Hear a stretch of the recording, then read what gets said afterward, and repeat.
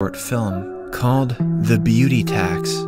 Spoilers ahead, watch out, and take care.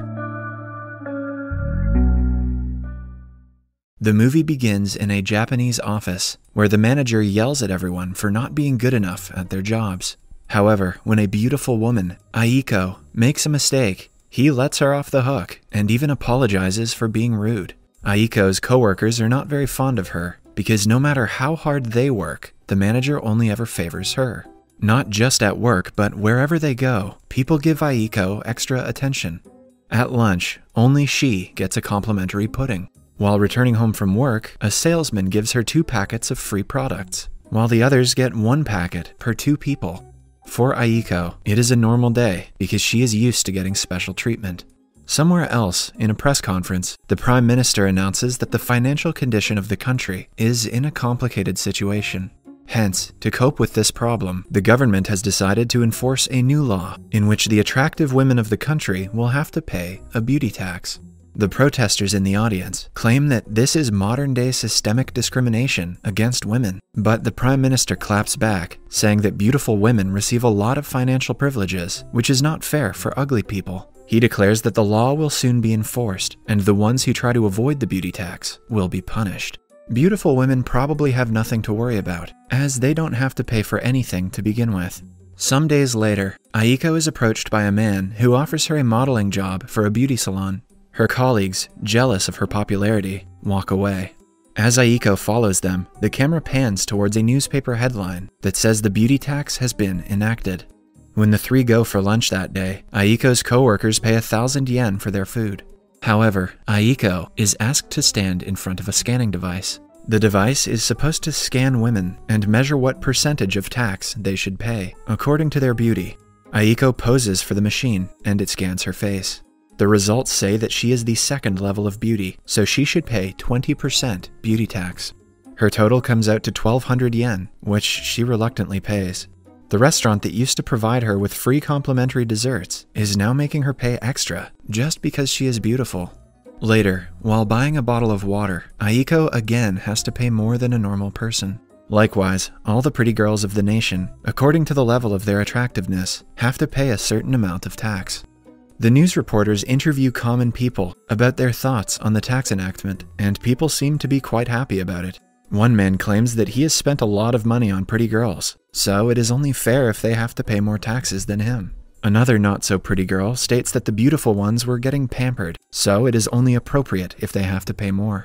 Before the law was enacted, many people thought of it as discrimination towards women, but after it was enforced, the people have changed sides. Now, most of the nation is in favor of the beauty tax. The next day, Aiko receives her paycheck and excitedly opens it, only to be disappointed. The money on the check is a lot less than her actual salary. She goes to the manager with the concern and finds out that the beauty tax also applies to her salary, which means she will get 20% less than what she used to. The manager calmly explains to her that it is not his fault, but the government's. To make her feel better, he offers to treat her with meals whenever he can. Enraged by the discrimination, Aiko and the other beautiful women of the city hold up signs and protest at the tax enforcement office. The man there asks them to go away because the decision has been made and it is definite. Aiko retaliates that this is the worst form of discrimination, but the man claps back, claiming that they have had the pretty privilege. He asks Aiko to give it a thought and dismisses the matter. When Aiko thinks about it, she slowly begins to realize she has had pretty privilege all her life. She remembers when she was little. She broke a flower pot once. The adults used to get mad at the children for doing the same thing, but their reaction was different for her. In college, her friends didn't let her pay for meals anytime they went out, just because of her beauty. And even now, at work, her boss pardons all of her mistakes, but he gets annoyed when others do the same. Back in the present, the officer states that beautiful girls like her have always had social and economical benefits, which are unfair to others. Hence, the beauty tax is a reasonable law that ensures fairness. To make Aiko feel better, he adds that her beauty has been recognized throughout the country by the standards set by the government. Looking at the situation from a different perspective, Aiko starts to feel better about the 20% tax. The narrative changes when the girls who pay higher taxes start to be seen as the better ones in society. Aiko even goes to a reality television show and expresses her happiness at being one of the few people who pay 20% beauty tax. The girls say that they are being asked out often at restaurants and bars when guys find out that they pay beauty tax. Even at Aiko's work, her popularity skyrockets, and she starts being known as the girl who pays 20% beauty tax. Unlike her previous interaction with restaurant cashiers, now Aiko is delighted to pay more money for being beautiful. Her manager calls her when he has important business meetings, and his business partner signs the papers without hesitation after seeing Aiko's beautiful face. While purchasing things, she makes sure to emphasize that she pays a 20% tax to those around her who only pay 5%. When Aiko receives her paycheck, instead of getting mad, she is flattered and considers it the fate of a beautiful woman. She is thriving more than ever until Reiko Tajima arrives at her office. Reiko pays 25% beauty tax, making her more beautiful than Aiko by law. Her colleagues all follow Reiko around, claiming that she is prettier than any celebrity they have seen. Aiko is stung by jealousy to see all the men drool over Reiko because she is used to being the center of attention. She vows to be prettier than Reiko in some days. Then she starts to exercise day and night in hopes of losing weight. She also goes to spas daily and receives several expensive facial treatments. After a lot of hard work, she goes to a restaurant and scans herself to find out that she now has to pay 30% tax. Aiko jumps in happiness to have finally gotten prettier than Reiko. But when she looks at her bank balance, her happiness vanishes to see only 2 yen left. Her day gets worse when she hears about Reiko's plastic surgery. At first, she believes Reiko might have gotten plastic surgery to be prettier, but is shocked when she gets a look at her face. Reiko had surgery to become less attractive. She looks completely different than she used to. It turns out that her fiancé left her because she was too expensive to take care of. As Aiko thinks that her day couldn't get worse, she is summoned by her manager, who informs her that she has been fired. It turns out that the company had to pay more taxes for every beautiful employee, and to cut the unnecessary expenditure, they have decided to fire all the beautiful people. Soon, the narrative around the beauty tax changes again. Beauty products that make women seem uglier start selling out. The people who were proud to pay more because of their beauty start making themselves uglier to keep their jobs. Moreover, men start to avoid beautiful women because their cost of living is too damn high. One day, Aiko is in the bar, distressed about her life. A man approaches her and offers help to get her taxes lowered.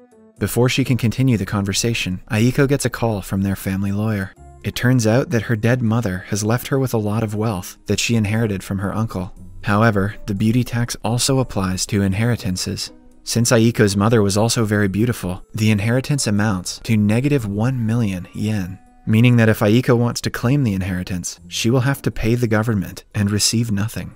At night, Aiko goes to the bar again and meets the same guy. He introduces himself as Nonomura. Aiko and Nonomura get closer while talking. He suggests she make herself look ugly to avoid taxes and even hands her fake thick eyebrows. Aiko is a little skeptical because avoiding paying taxes might put her in jail, but Nonomura assures her many girls do the same.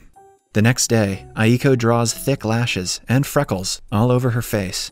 As a man with thick brows and freckles, this offends me. She also hides her beautiful hair with a short wig and adds a huge mole to her nose. The tax officer is startled to see her come in. She claims that she has been stressed because of her mother's death and has gained some weight. The officer scans her, and the machine declares her ugly. He finally takes Aiko off the pretty women list, which means she will no longer have to pay for the inheritance tax. Thinking that all of her problems are solved, she rushes outside and calls Nonomura. He congratulates her and invites her to meet his parents in a nice dress. Aiko understands that the man is interested in her and smiles to herself. She is happy that even in a time like this, someone is in need of her beauty. On the day they are supposed to go out, Aiko excitedly does her makeup. However, her plans go in vain when 2 policemen knock on her door and arrest her for trying to be ugly to avoid paying taxes. They also inform her that Nonomura is a notorious marriage swindler who covets the inheritance of beautiful women. It turns out that he was never interested in her beauty and was only trying to get her inheritance. Aiko is then sentenced to 2 years in prison. She is depressed and alone, as her life has taken a turn for the worse. Her only friend in the prison is her cellmate, who is also in for trying to be ugly and avoiding taxes. As they talk, Aiko wishes that she was born ugly, If only her nose was 1 centimeter shorter, her life might have turned out differently. But her cellmate advises her to never turn away from reality. She claims that they both are unhappy right now because of their dull hearts, not because of their beauty. According to her, they were too focused on having a pretty face, and they forgot to keep their heart happy. Aiko is inspired by her new friend's words. She vows to work on beautifying her heart when she gets out.